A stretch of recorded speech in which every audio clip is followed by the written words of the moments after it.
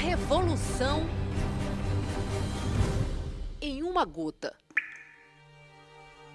A seiva que procura seu destino pelo caminho escavado pelo homem mudou os rumos da história da Amazônia. Um capítulo de riqueza e miséria.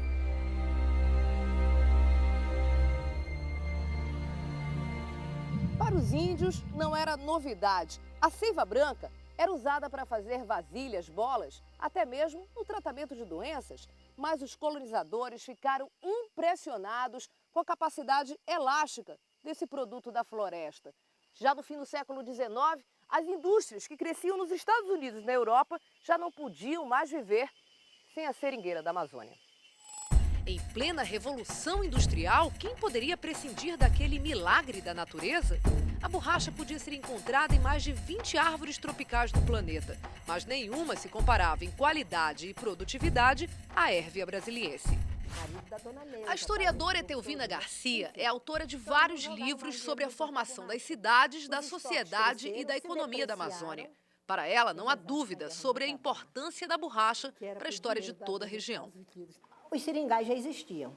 A matéria-prima já estava ali nos seringais. Entretanto, nós não tínhamos um contingente forte de mão de obra que desse conta de extrair dos seringais a borracha nas quantidades exigidas ou solicitadas pelo mercado. Era um ponto. Por outro lado, nós não tínhamos como escoar a produção dos seringais. O primeiro grande sinal, entende, de reação da borracha, da economia da borracha, aconteceu em 1853. No dia 1º de janeiro de 1853, saiu de Belém o primeiro navio a vapor da empresa do Barão de Mauá, Companhia de Navegação e Comércio do Amazonas, autorizada a fazer a ligação comercial a vapor entre Belém e Manaus. A falta de mão de obra foi solucionada com os milhares de imigrantes que chegaram na Amazônia fugindo da grande seca que atingiu o Nordeste no fim do século XIX. E nós que tínhamos uma mão de obra escassa, né, formada até então principalmente por índios e caboclos, né, e insuficiente inclusive para dar conta da demanda exigida pelo mercado, então nós passamos a ter veja bem, nós já passamos, aí já tínhamos quantos fatores de produção associados, né? A matéria-prima que a natureza havia dado à Amazônia, a mão de obra, né? E os transportes, a estrutura de escoamento.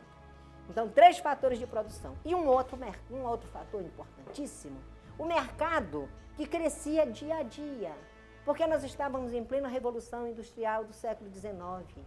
A borracha se tornara um insumo importantíssimo para grandes setores industriais que estavam fazendo a modernização das sociedades naquele momento. Então, você não podia, por exemplo, conceber a indústria da energia elétrica sem a borracha para servir de isolante, não é?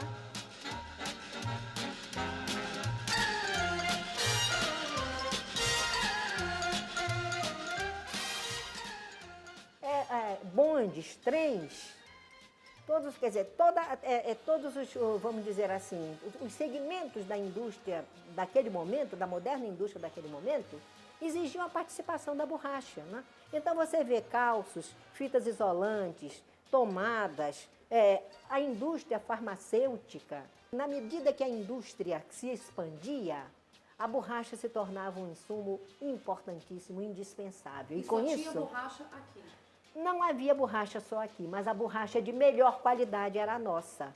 Então, no final do século XIX, no comecinho do século XX, a borracha que saía dos seringais amazônicos, ela praticamente abastecia todos os segmentos industriais do mundo chamado mundo desenvolvido. Então, nós podemos dizer que nós devemos isto, quer dizer, nós devemos o progresso da Amazônia, aquele período, vamos dizer assim, breve de riqueza da Amazônia, à associação de alguns fatores de produção, que foram matéria-prima, mão de obra, transporte e mercado. O dinheiro começou a entrar farto. Belém e Manaus foram as 2 cidades brasileiras nas quais se concentravam os resultados da riqueza da borracha. Esta era Manaus na década de 1860 e aqui apenas 30 anos depois. Bondes elétricos, ruas bem calçadas, comércio vibrante. Tudo desenhado para imitar a vida na Europa. As mudanças são tão significativas que o historiador Ottoni Mesquita defende a tese de que a cidade foi novamente fundada pelo ciclo da borracha. Eles mudaram o mapa da cidade, a planta da cidade, ela passou a assumir uma linha mais racional, mais clara, mais definida. E a cidade foi ampliada em pelo menos 5 vezes o seu tamanho. No centro dessa revolução urbana estava o Teatro Amazonas. Ele era aquilo que se almejava, o que se queria como ideia de cidade. Ele é algo que se contrapõe com aquela cidade que havia antes, bucólica, pobre, triste, sem animação, com uma cultura muito rudimentar. Ele é a pretensão de estar ligado ao mundo ocidental, à cultura ocidental, com toda a sua história, com toda a sua formação aristocrática. O próprio Salão Nobre é uma tentativa de mostrar esse refinamento, que às vezes passa do ponto, mas é a questão. Ele precisava mostrar que nós tínhamos espaços especiais. Mas um ano depois da inauguração do teatro, seria um seringal, o palco que mudaria completamente o enredo dessa história. 70 mil sementes de seringueiras foram contrabandeadas para a Malásia por este homem, Sir Henry Wickham, herói da Inglaterra, algoz do Brasil. Na colônia inglesa, as árvores foram plantadas lado a lado e em pouco mais de uma década brotava o látex. Foi em 1910, quando os seringais asiáticos já estavam dando sinais de reação. Já se sabia que a produção dos seringais asiáticos estava crescendo, estava muito distante da nossa, mas estava crescendo. Nesse momento, fez-se em Manaus um grande congresso, reunindo a Associação Comercial do Amazonas, a Associação Comercial do Pará.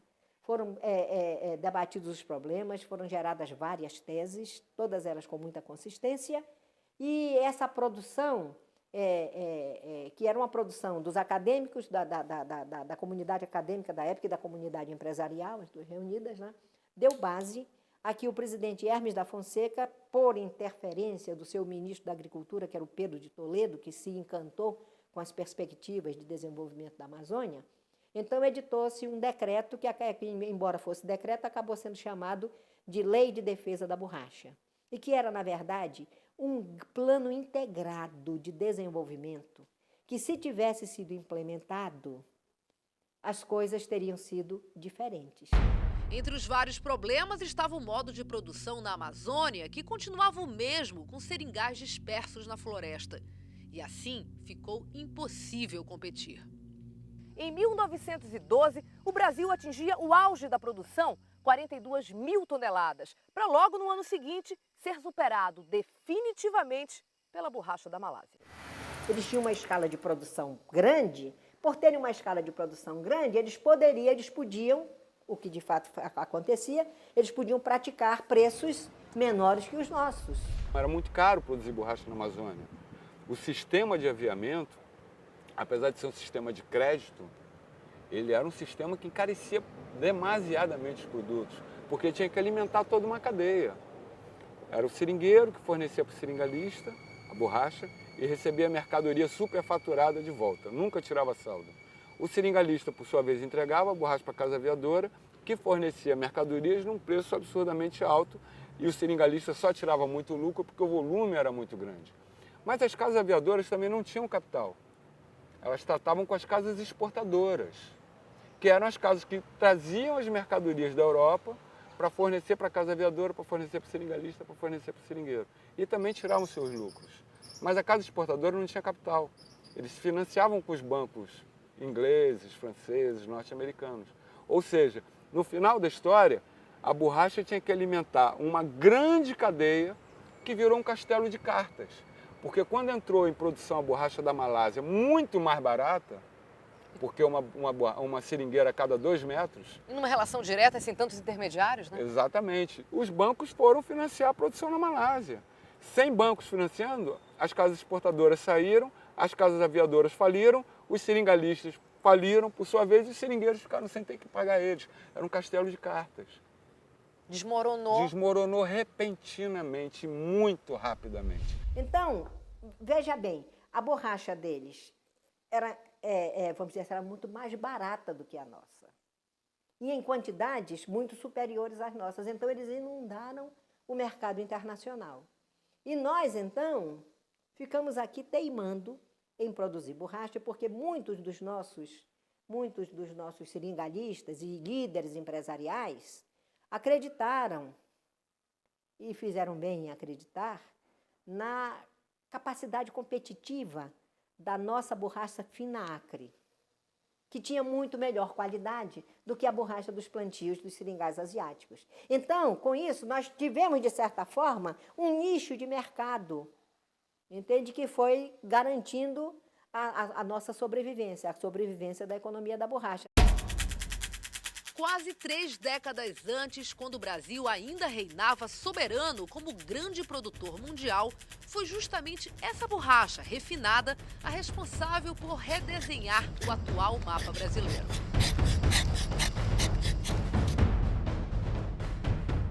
Se a borracha era o ouro branco da Amazônia, aqui nessa região, entre os rios Acre, Purus e Juruá, ficava o Eldorado. O leite das seringueiras daqui tinha uma qualidade especial. Era chamada a borracha Acre Fina, disputada nos mercados no exterior, mas valorizada nas relações comerciais. Quase não há várzea nos rios acreanos. A borracha produzida em terra firme é notoriamente melhor, tem mais qualidade do que a borracha produzida na região de várzea, porque ela tem menos água. Por isso a borracha produzida no Acre, ela sempre foi a borracha mais valorizada de toda a Amazônia. É o que justifica a jornada de milhares de brasileiros mata adentro, avançando pelos vales do Xingu e Tapajós, passando pelo Madeira, Javari, Purus e Juruá, demarcando um seringal atrás do outro. O historiador carioca Marcos Vinícius Neves estuda há quase 20 anos a formação do estado do Acre. A borracha se constitui na alma acreana, na essência acreana. O Acre surgiu por conta da borracha.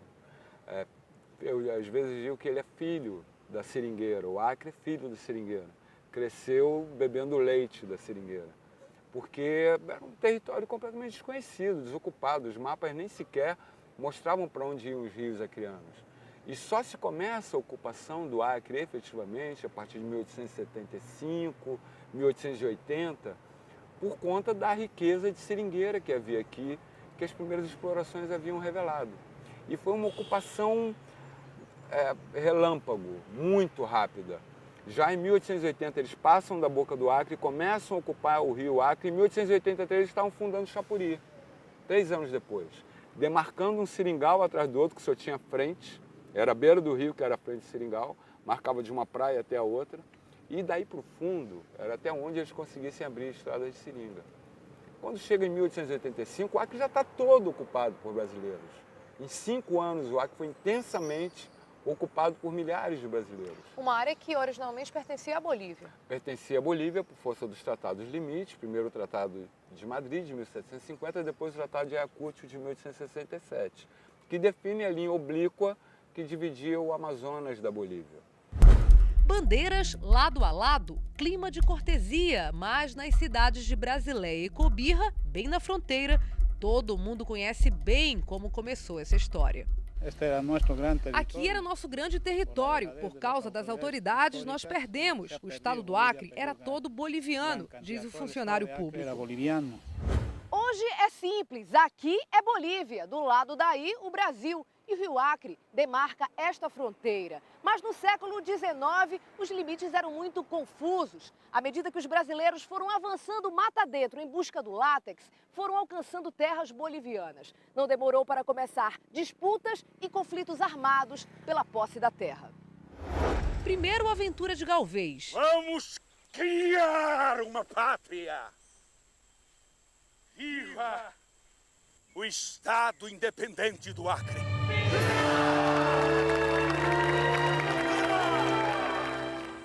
Depois, o exército boêmio dos poetas. Que se toque o clarim!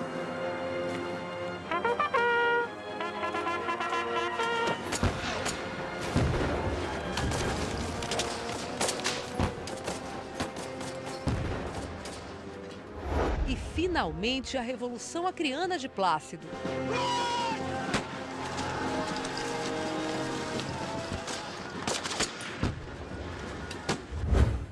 Na verdade, a história começa em 1895, quando tem a comissão demarcatória da linha resultante do Tratado de Ayacucho.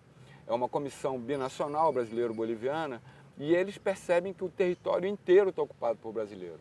Tanto assim que o encarregado pelo governo do Brasil, que foi o general Thaumaturgo de Azevedo, falou: não, eu não vou demarcar essa linha. Se eu demarcar, esses brasileiros todos vão ficar dentro da Bolívia. Isso é um crime de lesa pátria. E denuncia isso ao governo federal.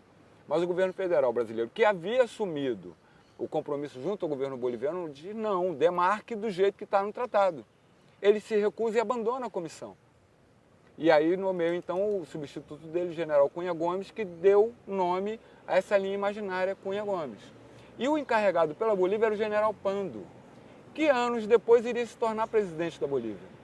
Então o general Pando toma conhecimento da situação em 1895 e mais tarde, já em 1899, ele assume então a função de ocupar essa região e começar a explorá-la economicamente.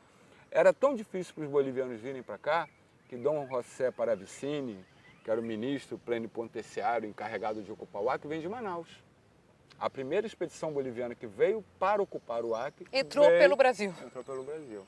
Ou seja, estava fadada a não dar certo. Nesse momento, então, tem uma história peculiar da história do Brasil, né? E que é a formação, então, a origem do Acre. Que é essa luta pela região do Acre, muito baseada no interesse econômico, nessa renda da borracha extraordinária, mas também permeada de todo o imaginário da própria civilização ocidental. A Revolução do Galvez começa no dia 14 de julho, na data da queda da Bastilha, né? O ideal de uma sociedade diferenciada dentro da floresta começa a ser ativada dentro do imaginário dos amazônidas e resultam, por exemplo, uma experiência como a Expedição dos Poetas, quando os poetas boêmios, jornalistas saem de Manaus para manter viva a Revolução depois do Galvez. Enfim, há toda uma construção de uma nova sociedade, uma possível utopia nessa região. Tudo isso financiado, claro, pelo dinheiro da borracha. Vitórias seguidas de derrotas e o Acre acaba mesmo brasileiro pelas mãos da diplomacia.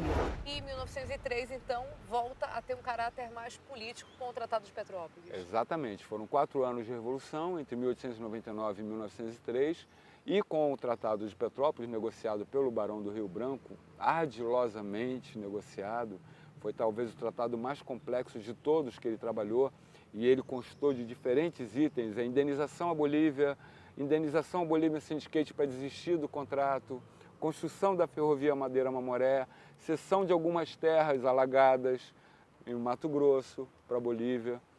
Quando houve uma grita geral, Rui Barbosa foi contra ceder um palmo de terra. O governo brasileiro cedeu 1.600 quilômetros e ganhou 119 mil quilômetros. Mas não queria perder nenhum quilômetro. Não queria perder nenhum quilômetro. Foi uma polêmica enlouquecida dentro da República. A Revolução do Acre nessa época, a posição do governo do Amazonas, enfim, a condição da Amazônia era notícia no mundo todo nessa época. Era notícia semanal nos jornais do Rio de Janeiro, o Jornal do Brasil já existia naquela época. O jornal de Manaus não passava uma semana, um dia sem dar notícias e mais notícias, jornais em Paris, jornais na Argentina. Não só as disputas pelo Acre. Ao longo das décadas, o apogeu e a queda do ouro branco da Amazônia foram parar na televisão e no cinema, em filmes clássicos como Fitzcarraldo, de Werner Herzog.